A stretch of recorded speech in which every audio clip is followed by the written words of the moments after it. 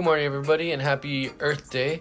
Today marks a very important Earth Day because 50 years ago, this is when people originated the first Earth Day.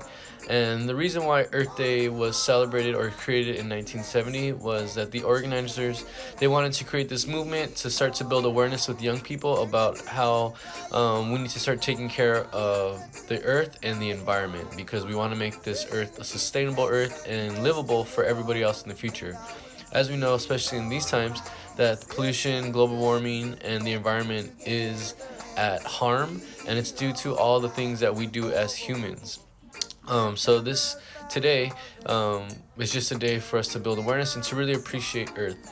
So right now, I'd like to show you guys some photos from the COVID-19 and how lockdowns actually help pollution in certain areas, and we'll go ahead and take a look at them now. So this is a picture, before and after picture of New Delhi in India. As you guys know, New Delhi has been in CNN 10 News before because of the bad pollution. I actually read an article on New Delhi, and they said if you look at the picture on the right, the pollution levels are 80% higher than normal levels, making it extremely hazardous. And that's very dangerous for everyone that's breathing in. They said walking around a day in New Delhi is like smoking 20 packs of cigarettes. That's horrible. So that's before, and now since we've been on lockdown, that's after. So you can see how the pollution levels have actually gone down, which is really good. And this is a picture of our own city, LA. And if you've noticed that if you go outside nowadays, you always see clear blue skies, and it's kind of nice. So I think we've taken that for granted. We don't really realize that we've been missing this the whole time.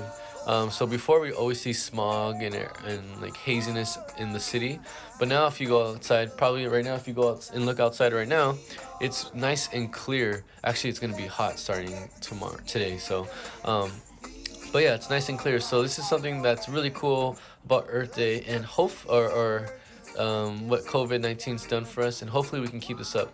But remember, Earth Day is all about building awareness of environment and how we need to take care of the earth. So in honor of Earth Day, I am going to give you guys an extra assignment, and you guys will have until Friday to submit it. But if you turn it in anytime before then, it's perfect. So it shouldn't take you too long. It's fun, interactive things, and it's just to do things for Earth Day. So here are what you need to do, and I'll explain it to you right now. So what you're going to do is what we're going to call an Earth Day choice board, and I'll show you what's going to happen. So this is your Earth Day choice board. What I'm going to have you do by Friday is, all you're going to do is you're going to choose 4 of them, any 4 that you want. And you can read through them. And just choose 4 of them and complete 4 of those tasks, and then submit them to me by Friday. Some of them are fun, like taking a walk, taking pictures, taking some quizzes, drawing photos, trying to make things. So they're pretty fun and interactive.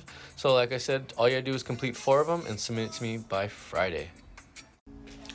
Alrighty, so yesterday we talked about the early Hebrews. We talked about how Abraham was the one that got the message from God to lead the Hebrews out of Mesopotamia and go to the city of Canaan. And then when they got to Egypt, they were enslaved because the Egyptian pharaohs were worried about them.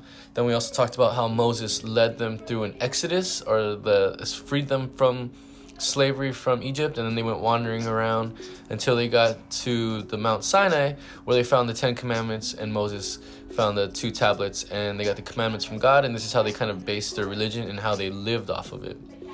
Once they got back to Canaan, though, things were a little bit different, and like we said last time, there were going to be some invaders.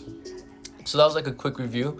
Today, what we're going to talk about is we're going to talk about how these new kings, they united the kingdom, and how we're going to talk about King David and King Saul and the different types of things they did and some of their accomplishments. So before we start, let's get into the review.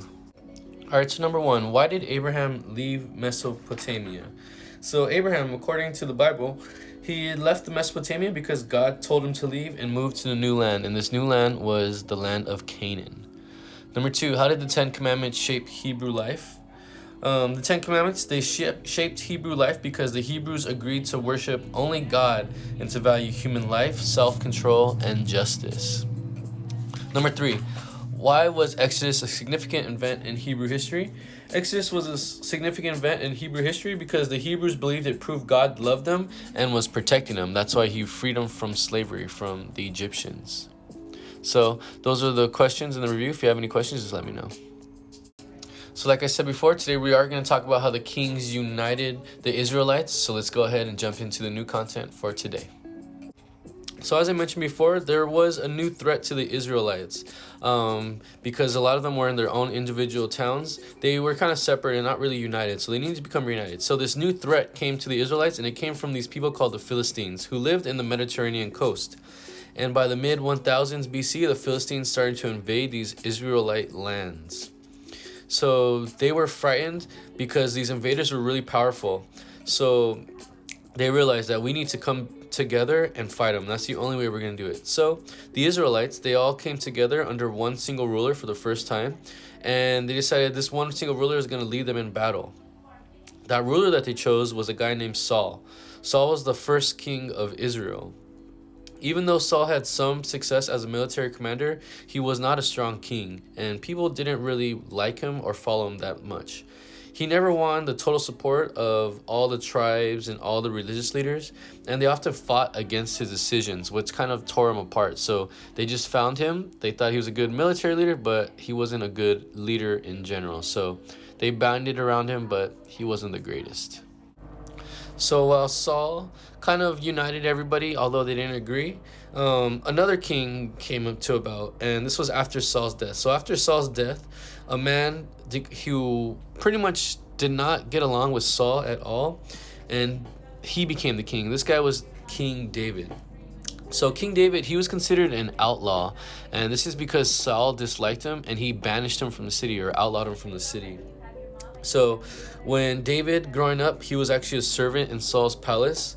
But as soon as Saul and became a friend of Saul's family, but Saul didn't like him, and he disowned him and put him as an outlaw.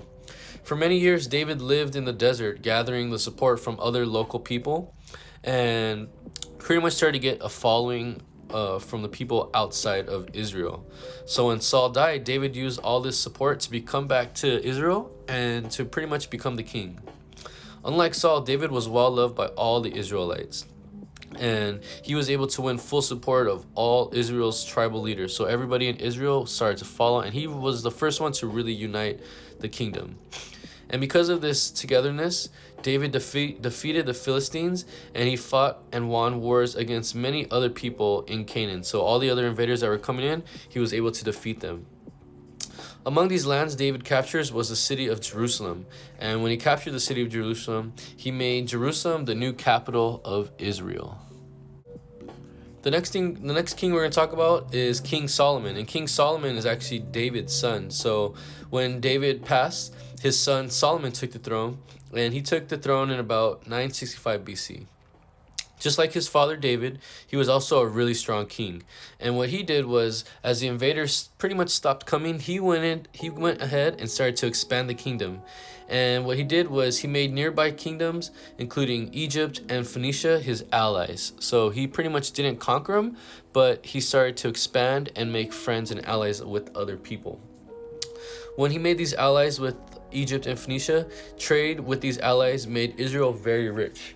So if you remember, Egypt had a lot of gold, and they had a lot of crops that was very valuable. Phoenicia, they were great sailors, and they made a lot of cloth and purple cloth, and this is what their greatest trade assets were. So when they were trading back and forth with each other, they became extremely rich. So with all this new wealth that was acquired for Israel, Solomon built a great temple to God in Jerusalem. And this temple became the center of Israelites' religious life and a symbol of their faith. So as soon as Solomon got wealthy, he started to beautify the city to honor God, and he made Jerusalem the center of the kingdom. And he also built this temple, as you see in the back, as a huge religious offering and a symbol of their faith for God and for all the Israelites to enjoy. So as a quick review, we talked about how Israel was united by these three kings. The first king was King Saul.